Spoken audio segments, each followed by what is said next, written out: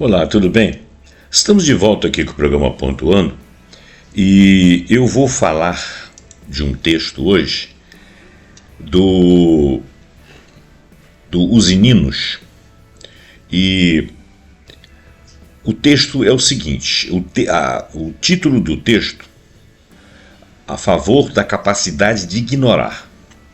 Ele é de 17 de agosto de 2022, ele faz menção a Renata Salek. E a Renata Salek, ela é uma filósofa, socióloga, teórica jurídica eslovena. E eu li judia, mas é jurídica.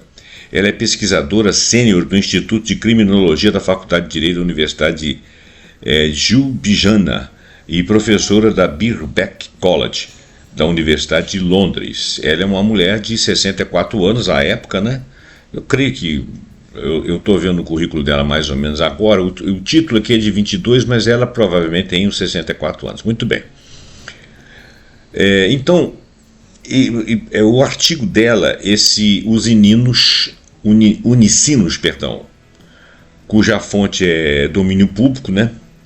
Ele vai passar aqui no dia 17 de agosto, ele passa o artigo dela, traduzido pelo CEPAT.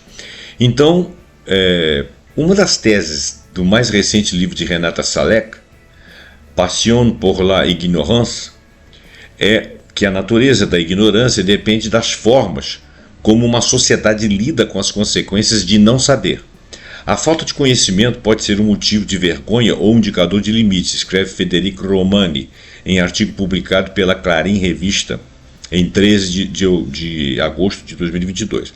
A tradução desse artigo é do CEPAT e nós vamos imediatamente passar a esse artigo, tá ok? Então, aprender é um processo doloroso. Supõe sempre enfrentar a angústia diante do desconhecido, aceitar que existem aspectos, dimensões, contextos que dizem respeito a este mundo e a esta realidade que habitamos, cujas essências e especificidades nós ignoramos. Há anos a Renata Salek vem cruzando sociologia, ciência jurídica, psicanálise para buscar decifrar as diferentes formas como as sensações e emoções humanas são manipuladas, exacerbadas ou até canalizadas pelos dispositivos legais e culturais contemporâneos. Olha bem, a cruzada dela, Renata Salek, é entre sociologia, ciência jurídica, ou seja, coisas ligadas ao direito, e a psicanálise, coisas ligadas ao entendimento da alma, da psique da pessoa, e da sociologia, que tem a ver com o social, com os povos. Ela quer decifrar as diferentes formas como as sensações e as emoções humanas são manipuladas, exacerbadas e canalizadas pelos dispositivos legais, pelos dispositivos culturais contemporâneos. Bom, ao adentrar nos labirintos semióticos da economia do conhecimento do século XXI e tomando como referência o anseio de saber tudo em uma época em que todo saber parece estar ao nosso alcance com um simples clique, Salek chega a uma conclusão pessimista. O mundo moderno não se alicerça na proliferação ou massificação do conhecimento. Ele se alicerça em uma paciente e metódica administração da ignorância. Nós não estamos alicerçados na massificação do conhecimento, o que seria esperado, já que nós temos o acesso a um clique, mas sim na paciente e metódica administração da ignorância, da mais perfeita ignorância, em vários níveis, porque depois tem um texto aqui também da ignorância das elites. Quem conhece o algoritmo? Porque nós estamos falando aqui do senso comum, do ser humano comum. É claro que pipocam aqui e ali, em todas as hostes, em todas as castas, pipocam pessoas que têm alguma cultura, quando muito não a têm, de observação ou de uma inteligência capacitada, até de estudo mesmo, com a maior simplicidade ou com a menor condição financeira. E alguns com muita condição vão procurar o conhecimento. Mas esse conhecimento, nem sempre ele nos faz sair da ignorância crassa, da falta de capacidade de ver uma realidade. Mas existem pessoas que, ao estudarem, ou algumas que contam só com a sua inteligência em todas as classes sociais, conseguem sair dessa ignorância. Bom, quem conhece o algoritmo? Todos nós sabemos como usar o Google, escreve Salek. Mas poucos, muito poucos, quase ninguém na realidade, está ciente de que os seus algoritmos funcionam ou como priorizam ou viabilizam ou visibilizam também as informações que colocam ao nosso alcance. Informações que colocam ao nosso alcance, não são informações necessariamente que você procurou. Esse véu de opacidade facilita a formação de lacunas artificiais no campo do acesso ao conhecimento que condiciona as possibilidades de aprendizagem. Se você conhece A, D, F e J, mas não conhece o restante das lacunas que eu falei entre essas letras, você não tem o conhecimento, você não fez a pesquisa e você está sob condicionantes. E o que é pior, você acha que tem todo o conhecimento. Quando você vai fazer uma pesquisa, só te jogam na frente aquilo que querem que você veja, porque você tem uma tendência e você visitou mais lugares do que outros. Então eles se jogam para esses mais lugares ou para coisas similares e aqueles outros que poderiam discutir algumas teses ou acrescentar coisas não te aparecem. Portanto, você está sendo, talvez não manipulado, mas você está sendo colocado sob ignorância algorítmica. Ok? Isso são palavras minhas, ok? Vou voltar ao texto. Salek cita o professor John Armitage. O mecanismo mais importante da economia do conhecimento não é necessariamente uma maior exigência de nossas habilidades intelectuais, mas uma maior determinação em inibi-las. Esse é o mecanismo mais importante da economia do conhecimento. Não é necessariamente maior exigência de nossas habilidades intelectuais, mas uma maior determinação em inibi-las. Essa autêntica economia da ignorância pode levar a confundir o excesso de informação disponível com uma verdadeira fonte de conhecimento profundo que não é verdadeiro. Em uma época em que abundam os tutoriais online, inclusive te ensinando bobagens com uma autoridade que ninguém tem, para fazer ou consertar quase tudo, mas cada vez menos pessoas têm a capacidade de ler e compreender um texto de poucas páginas, ou até discutir aquele que ele está acreditando. Tá certo? Então, a economia do conhecimento está inibindo a sua determinação de buscá-lo, e não aumentando a sua habilidade, conforme ele falou no parágrafo anterior. Uma das teses de seu mais recente livro Passion por la Ignorance é que a natureza da ignorância depende das formas como a sociedade lida com as consequências de não saber algo, ou não saber tudo, ou não saber algo. A falta de conhecimento pode ser um motivo de vergonha ou um indicador de limites. Esse último indicador de limites, positivamente internalizado, permite nos colocar no complexo jogo social e aceitar nossas potencialidades, ou seja, o lugar que nos cabe no interior da comunidade, um gesto de humildade quase perdido, enquanto exércitos de ignorantes opinam sobre qualquer assunto ou questão a partir de uma arrogância cada vez mais difícil de diferenciar da soberba. O ignorante, ele é prepotente. Ele enxerga 1 milímetro e acha que viu tudo. Como ele acha que viu tudo, se ele viu tudo, se você não está vendo, ou se você está vendo alguma coisa a mais, você está vendo coisas, porque tudo já está ali para ele, que é acanhado, né? Então, a falta de conhecimento pode ser um motivo de vergonha, um indicador de limites. Esse último, o indicador de limites, positivamente internalizado, ou seja, se nós aceitarmos essa limitação, permite nos colocar no complexo jogo social e aceitar nossas potencialidades, ou seja, o lugar que nos cabe humildemente na comunidade. Então você vai até ali, um gesto de humildade quase perdido. Enquanto que você para por ali, mas exércitos de imbecis não param, não se veem limitados por nada, porque acham que já viram tudo, e opina ignorante. O arrogante contemporâneo. Quem é esse? Esse arrogante contemporâneo é incapaz de compreender que muitas vezes a ignorância desempenha um papel produtivo na descoberta de novos saberes. É a função da pergunta, né? Por que isso acontece? Eu ignoro, então eu pergunto. Então, o arrogante contemporâneo é incapaz de compreender que muitas vezes a ignorância desempenha um papel produtivo na descoberta dos novos saberes, quando você pergunta se aquilo é verdadeiro, quando você pergunta se você entendeu, quando você pergunta se aquilo é assim mesmo, né? É também o eixo da segunda tese de Salek, a ilusão do saber tudo, que é aquele cara que enxerga 1 milímetro e acha que já viu tudo, facilitada pela internet, produz o que se chama de viés retrospectivo, ou seja, a ilusão de que sabíamos algo desde o início. Eu já sabia, eu já tinha visto, né? As recentes guinadas antimeritocráticas que surgem por todo o mundo, com lamentáveis picos em nosso próprio país, estão relacionadas a essa desconfiança de gestão de especialistas que foi vociferada por diletantes nas redes sociais e painéis de TVs, sempre prontos a semear a desconfiança frente à profissionalização das tarefas, desconfiança daqueles que realmente sabem de algo. É aí que é necessário saber diferenciar as intenções, porque uma coisa é o preguiçoso que viraliza frases célebres de escritores ou filósofos sem ter a menor intenção de adentrar em sua obra ou entender exatamente o que está sendo dito. E a outra, bem diferente dessa, é aquela que semeia notícias falsas de propósito com o pior dos objetivos, porque essa aí envolve uma inteligência por trás, dizendo, vou falar essa bobagem porque vários imbecis vão acreditar e isso me beneficia. Né? E eu conto com a ignorância de terceiros, porque eles não questionam aquilo que recebem. O pensamento zen alerta sobre essas perigosas confluências de intenções. A ignorância em si não é um problema, porque você pode sair dela. Né? O problema é a ignorância da própria ignorância, você não saber que você é estúpido. Quem opina sobre um assunto sabendo que existe em si uma falta de conhecimento a respeito deste assunto é um alimentador de asneiras. Ele é, na realidade, um processador de asneiras, ou seja, ele é um asno. A iqueação da sociedade é o último passo de nossa progressão de exigência com o qual se pretende que aprendamos a fazer um montão de coisas com perfeição.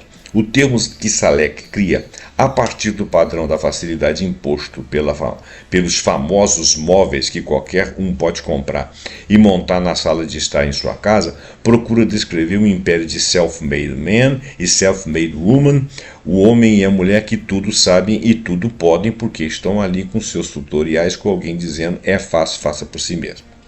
Em alguns capítulos sucessivos, quando analisa o poder terapêutico da negação e a capacidade de ignorar, algo muito diferente do puro e simples desconhecimento, ou seja, a capacidade de ignorar é mais do que simplesmente ignorar.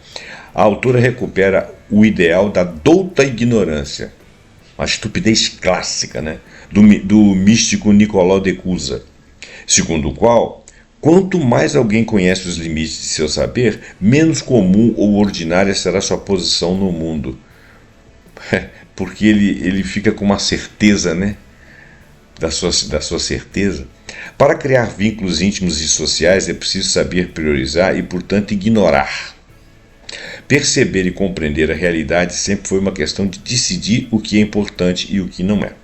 Então, esse texto aqui, ele é um texto meio difícil, porque ele está se referindo à paixão atual que nós temos pela ignorância.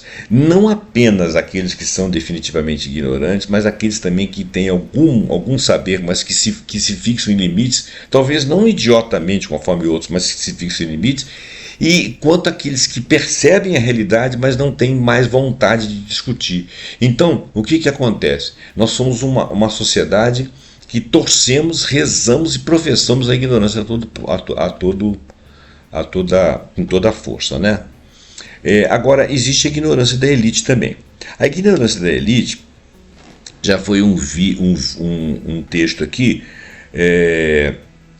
do Fabrício Mejia, de Madrid. E eu não vou lê-lo todo, que vai ficar muito grande. Ele fala assim: raramente a ignorância da maioria é tão prejudicial como a ignorância da elite. Quem que é elite? São pessoas endinheiradas, tiveram oportunidade de ir para boas escolas, mas têm crenças estúpidas arraigadas por puro preconceito. Esta possui milhares de canais de distribuição cultural, dos chamados tanques aos especialistas, né? O que são esses tanques eu não sei exatamente o que ele quer dizer. É uma arma de poder. Então ele chama de tanque porque aquilo ali é uma arma de poder, porque eles são muito poderosos, conseguem disseminar suas ideias, né? Estão sempre vamos dizer assim, na crista das realidades. Eles é que disponibilizam o, entre aspas, conhecimento que eles supõem serem verdadeiros, então eles agem como uma arma, como um tanque.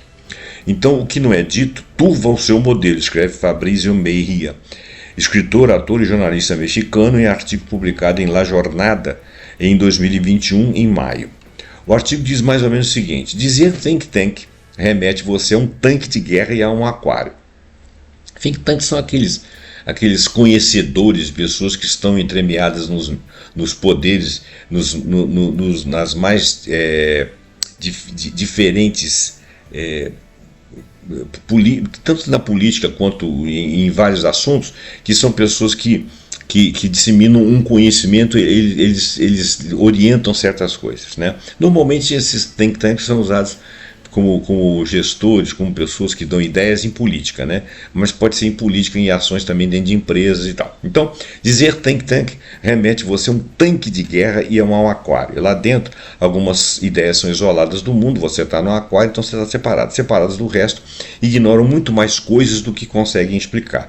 Nos inícios do neoliberalismo, o aquário foi a organização de Friedrich Hayek, de von Mises e de Milton Friedman. Essa tríade criaram a chamada Sociedade de Montpellerin, que se reuniu pela primeira vez em 1947. Eles bolaram todas as ideias imbecis e cretinas que eles podiam bolar, como se dissesse que tudo se resolve pelo mercado, você deixa as coisas livres, e o mercado ele é monopolista, ele é excludente, ele quer ficar cada vez mais rico, quer que pessoas que estão sobrando que se danem, que sumam da frente dele, né? E eles têm umas definições tudo empoladas daquilo ali. E quando você entra lá para dentro, você está dentro de um aquário, né? E esses são os think tanks atuais do neoliberalismo. Né? Naqueles dias era apenas a cristalização da utopia do livre mercado e a concorrência, duas coisas que se regulavam misteriosamente e que requeriam a ignorância de suas partes para atuar. Né? Este primeiro grupo de economistas, jornalistas e diretores de universidade foi financiado, hoje sabendo, por corporações como General Electric, a DuPont, General Motors e a cervejaria Coors. Por quê? Porque eles eram riquíssimos, queriam dominar o mercado, e como eles detinham aquilo que ele falou lá, eles detinham a capacidade de serem os tanques para espargir os seus modelos, eles turvavam o modelo e você estava dentro do aquário acreditando em tudo. Com dinheiro à vista, muito rapidamente a sociedade tipo Montpellerin se multiplicaram dentro das universidades da Inglaterra e dos Estados Unidos, os aquários se tornaram blindados de combate, constituíram-se em consultorias que eram vendidas entre governos que buscavam oferecer um ar de cientificidade para suas políticas públicas, como, por exemplo, os critérios irremovíveis de economia saudável, entre aspas, e de um índice de competitividade, aquela questão de que você não pode gastar mais do que você arrecada, que o Estado não pode intervir, que não pode ser gastador. Desse modo, uma parte da academia foi consumida por sua própria ideia de competir e ganhar. A academia passou a trabalhar não pela ciência, mas sim para poder fazer dinheiro. Quer dizer, toda a ideia era fazer dinheiro. Ao final, fossilizaram-se dogmas e criaram uma rede que conectou a elite corporal global com os funcionários de governos e, em troca, obtiveram dinheiro e influência política. E ficaram sempre dentro daqueles que gestavam as ideias dos chamados think tanks. Então a economia toda se tornou o mundo afora do neoliberalismo. Não havia saída daquele aquário. Então todo mundo era ignorante da realidade. E alguma coisa ia só sobrar, e se alguma coisa era o povo. Mas depois foi subindo para as classes e a riqueza foi sendo transferida para porcentagem de pessoas cada vez menores. E hoje está todo mundo ainda ignorante, ainda se pensando elite, pelo menos cultural, e sofrendo. Porque tem bilionários que vão ficar trilionários enquanto você vai ficar pobre. Né? A partir da ilusória neutralidade da ciência econômica ou da estatística, forjaram-se os critérios invariáveis e eternos que justificavam o já existente e o venderam como política pública. Então, ninguém elegeu para tal posição, muito menos houve transparência em seus financiamentos, mas eles foram financiados. Todas as ideias que ficaram fora dos think tanks, ou seja, dos tanques, foram rotuladas como pré-modernas, nacionalistas, totalitárias, não científicas, irrealizáveis, irracionais. Curiosamente, rotuladas como ignorantes, quando o que o dogma neoliberal permitia era a exclusão do que não fosse a justificativa. Eles excluíam tudo que não justificava aquilo que eles queriam que você acreditasse. Não mais do mercado, mas do êxito medido em dinheiro obtido por qualquer meio. Mas esse dinheiro era de quem, cara pálida? Quem que estava ganhando esse dinheiro? É igual quando você fala que no setor público é ineficiente, que você vende uma estatal para o setor privado que ela é eficiente. Ela é eficiente para lucro, ela não é eficiente para a sociedade. O Estado não usufrui nada daquilo. O Estado não evolui. A empresa fica rica, e fica rica para que alguns ganhem. Essa é a eficiência dela. E você não ganha nada com isso. Como é que você pode fazer esse raciocínio? Não, mas agora ela é eficiente fazendo o mínimo de serviços possível, fechando lugares onde ela acha que não interessa, independente da sociedade que está lá, te cobrando altas tarifas, né? E ganhando o burro do dinheiro enquanto você fica insatisfeito. Aí que você quebra porque ela não fez, aí quebra o serviço todo porque ela não faz investimento, o Estado vem e entra outra vez, faz novamente lá a concorrência, o cara vai, ganha outro pilantra mais alguns anos e tal, daqui a pouco quebra, o Estado vai lá, recompõe tudo. Quer dizer, você está engordando o porco de alguém, nunca o seu. Como você pode raciocinar que isso é eficiência? A ideia do neoliberalismo com ciência engendrou vários monstros. Um dos mais perniciosos foi o que a realidade era apenas aquilo que é medível. As quantidades adquiriam uma relevância cultural sem precedentes como única fonte da verdade. A empresa faturou tantos bilhões. A Eletrobras foi vendida e faturou tantos bilhões. E quanto que nós ganhamos em serviço, em utilidade, em agilidade? Não só a fonte era única. Por quê? Mas você vai pensar naquilo que você ganha. A gestão, a empresa, o empresário não pode perder dinheiro. Mas você pode perder qualidade de serviço? Você pode ser enganado se antes não era assim? Quem montou aquilo ali não foram eles, foi o Estado. Eles pararam de investir. O que os modelos e suas métricas medem e como nos representam se esconde na suposta dureza dos números. A econometria e a estatística fazem dos números uma espécie de poder soberano inquestionável, enquanto que, ao mesmo tempo, os neoliberais recorrem às razões mais não matemáticas possíveis para justificar seu êxito, a psicologia do empreendedor, ou a visão empresarial, ou a capacidade de liderança. Teorias neoliberais e metodologias estatísticas fizeram máximo que elas fizeram foi criar um mundo compartilhado apenas por acadêmicos, empresários, políticos, analistas, imprensa, rádio, televisão e imbecis que assistem aquilo e acreditam. Um exemplo dessa ignorância estratégica foi a utilidade marginal que justifica que 1% da elite acumule 99% da riqueza. Do mesmo modo que eles dizem que os diamantes são mais caros do que a água. Sim, mas isso uma coisa não tem nada a ver com a outra. 1% da elite não é o diamante e 90% do restante não é a água. Né? Quem que definiu isso? O especulador financeiro contribui mais para o valor da economia do que o agricultor. Isso é outra falácia. Sem o agricultor você não come. A desigualdade é confirmada no modelo matemático. A desigualdade é forçada, ela pode ser medida matematicamente depois. Outro monstro que foi a ideia formalista da democracia. Em muitos países como o México, a ideia que se concretizou dos chamados punks, né? Cursos universitários e mesmo como institutos encarregados pelas eleições, foi de que a democracia não podia passar de um conjunto de regras sem conteúdo político, só apenas regras. Era a visão estreita da filosofia do direito enunciada como mandamento divino da Universidade de Turim. Aterrorizada pelas maiorias e pela participação cidadã, a democracia das leis e regulamentos justificou seu modo já existente. Partidos, eleições periódicas, tipos de representação, resultados, tudo aos olhos dessas pessoas. Colocou a cabeça na esfera jurídica para não ver as desigualdades sociais, as emoções políticas e as fraudes contra a vontade cidadã. Ou seja, a elite camuflou o tempo todo aquele conhecimento que poderia esclarecer a respeito da merda que ela estava fazendo e que se voltaria contra ela. A democracia de regulamentos é uma tecnocracia. A política como indignação moral ou esperança não vem do manual de procedimentos, razão pela qual a mera enunciação dos conflitos em uma sociedade é qualificada como populismo. Se você ficar observando o que o povo necessita, isso é populismo, você está querendo ganhar é voto. Dizer que a desigualdade gera polarização. Se você falou que tem desigualdade, uns se situam de um lado ou se situam do outro. Daí a ideia que só os que sabem, entre aspas, é que deveriam votar, ser votados e governar é apenas um passo, né? Muito bem. Então, é tecnocrático pensar que apenas a elite com credenciais universitárias deveria governar ou que as emoções por trás de todo sufrágio são ruins porque é necessário votar de acordo com o modelo racional que nos diz que são os nossos verdadeiros interesses e desejos. Esse modelo não é racional. Ele foi dado como racional. Ok? Para voltar ao primeiro tanque, o tal de Hayek se negou a discutir publicamente o plano Marshall que os Estados Unidos conferiu para levantar a Europa, simplesmente porque significaria uma intervenção do Estado. Porque era economicamente urgente, senão a sociedade não ia sair daquilo. E outra coisa, para um sistema capitalista que tinha medo do socialismo, se você não levanta o pessoal, não dá uma classe média, uma vida boa para a classe média, naturalmente que os ideólogos da esquerda, era o temor deles, por isso que eles fizeram o plano Marshall, né? Os ideólogos de esquerda iam ganhar espaço. Mas o outro era tão arraigado na ideia dele, tão ignorante com relação ao resto, que ele falou, não pode, não é racional que o Estado intervenha na economia. Um imbecil, né? Bom, gente, então essa é a ideia do programa. a questão da ignorância. Eu gostei muito de ter lido esse texto. Desculpa se for um pouco rápido, o segundo foi bem resumido, o primeiro um pouquinho menos.